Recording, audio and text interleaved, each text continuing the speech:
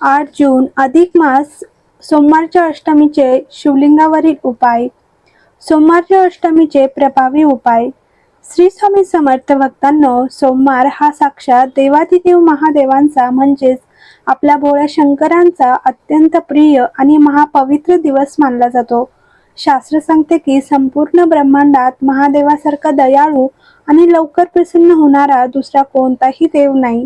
म्हणूनच त्यांना आशुतोष म्हणतात. हा सोमवार तर अत्यंत खास असणार आहे, कारण अधिक मास सोमवारची अष्टमी आलेली आहे. आपल्याला नेहमी घरात पैशाची सतत चणचण भासते, मुलांच्या नोकरीत अडथळे येतात आणि घरात सतत आजारपण असते.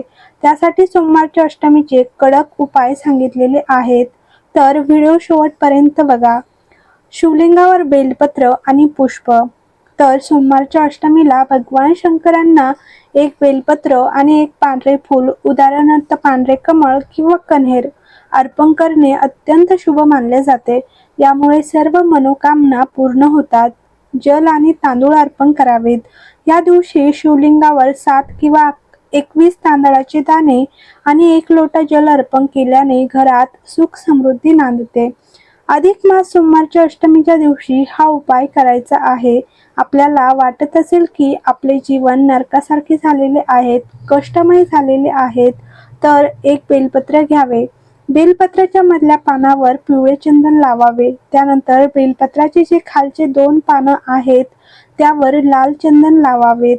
या दोन्ही पानांच्या मध्ये जी बेलपत्राची दांडी असते तिथे मध लावावे. ते बेलपत्र घेऊन अशोक सुंदरीच्या जागेवर आपल्याला अर्पण करायचे आहेत आणि बेलपत्राची दांडी जी आहे ती जलाधारेकडे असायला हवी.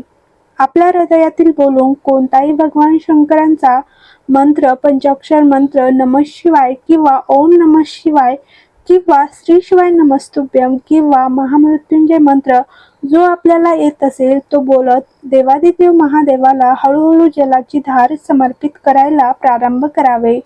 जलधार पूर्ण होत आली की त्यामध्ये थोडे जल ठेवावे आणि ते जल अशोक सुंदरीवर जे बेलपत्र अर्पण केलेले आहेत त्यावर अर्पण करावे. हा उपाय आपल्याला केवळ सोमवारच्या अष्टमीच्या दिवशी करायचा आहे. जल अर्पण करून बाबाला विनंती करून ते बेलपत्र वापस उचलून जलाशयामध्ये किंवा झाडाखाली विसर्जन करावे आणि 1 लोटा जल तिथे अर्पण करावे आणि निवेदन करून यावे. भोले बाबा 3 महिन्याच्या आधी आपला हात पकडून आपली जी काही समस्या आहेत त्यातून बाहेर काढतील. जर तुम्ही बराच काळापासून प्रयत्न करत असाल पण काहीही साध्य होत नसेल आणि तुम्हाला तुमच्या कामात यश मिळत नसेल, तर गुरुदेव पंडित प्रदीप मिश्रा यांनी असा सल्ला दिला आहे की सोमवारच्या अष्टमीच्या दिवशी, ज्या दिवशी सोमवार आणि अष्टमी एकत्र येते त्या दिवशी 31 मुगाचे दाणे, 31 तांदळाचे दाणे आणि 31 बेलाची पाने घेऊन शिव मंदिरात जावे. आपली इच्छा व्यक्त करत 31 तांदळाचे दाणे भगवान शिवांच्या दारावर ठेवावे. 21 मुगाचे दाणे नंदीच्या उंच पायाजवळ ठेवावे. अशोक सुंदरीवर बेलाचे 31 पाने अर्पण करावे. प्रत्येक बेलपत्रावर पिवळे चंदन आणि लाल चंदन लावा आणि प्रत्येकी एक बेलाचे पान अर्पण करत राहावे. बेलाच्या दांडीचे टोक ज्या दिशेने पाणी वाहते त्या दिशेकडे ठेवावे. गुरुदेव म्हणतात की एका सोमवारच्या अष्टमीला हा उपाय करून पहा. पुढच्या सोमवारची अष्टमी येईपर्यंत तुमची कामे होऊ लागतील. हर हर महादेव. श्री शिवाय नमस्तुभ्यम.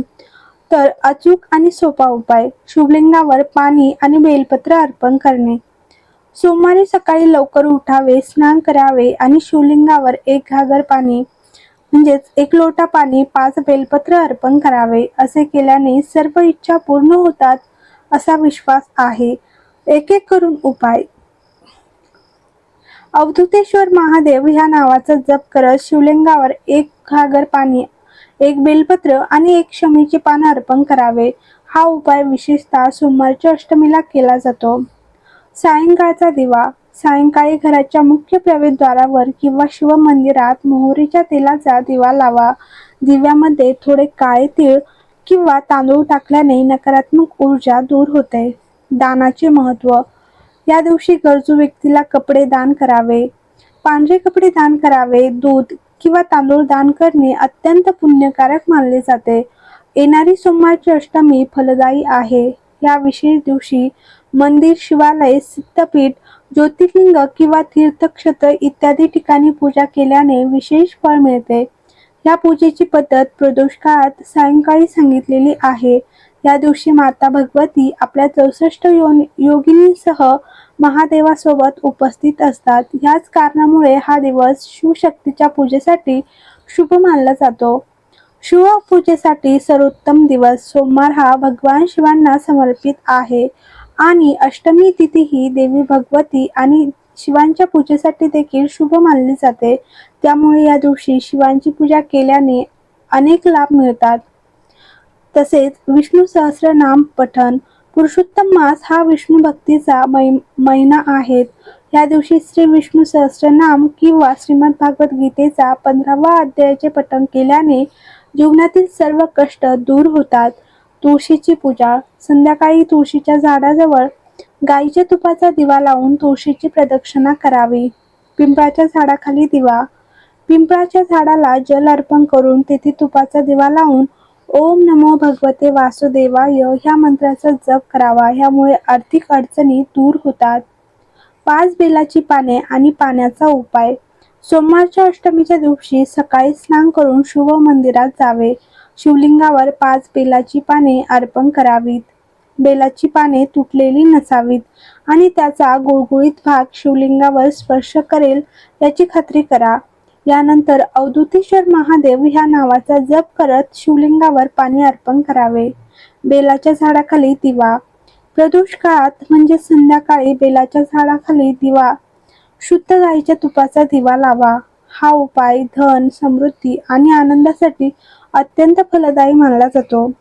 5 दिव्यांचा उपाय. संध्याकाळी मंदिरात किंवा आपल्या घराच्या मुख्य प्रवेशद्वारावर 5 पिठाचे दिवे लावा. असे केल्याने नकारात्मक ऊर्जा दूर होते आणि इच्छा पूर्ण होतात. शिव आणि शक्तीची पूजा. सोमवारच्या अष्टमी तिथीला देवी दुर्गाची पूजा करणे देखील शुभ मानले जाते. या दिवशी देवीला लाल फुले आणि सौंदर्य प्रसादाने अर्पण करावे. पांढऱ्या वस्तूचे दान. या तिथीला भगवान शिव आणि देवी पार्वती यांना प्रसन्न करण्यासाठी दूध, दही, पांढरे कपडे किंवा तांदूळ दान करणे सर्वोत्तम मानले जाते.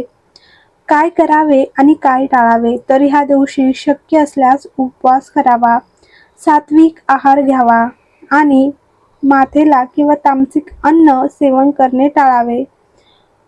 कोणाचाही अनादर करू नका आणि निंदा, नालस्ती टाळा.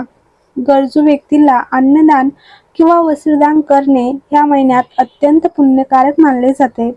श्री स्वामी समर्थ. हर हर महादेव. व्हिडिओ आवडला असेल तर लाईक करा.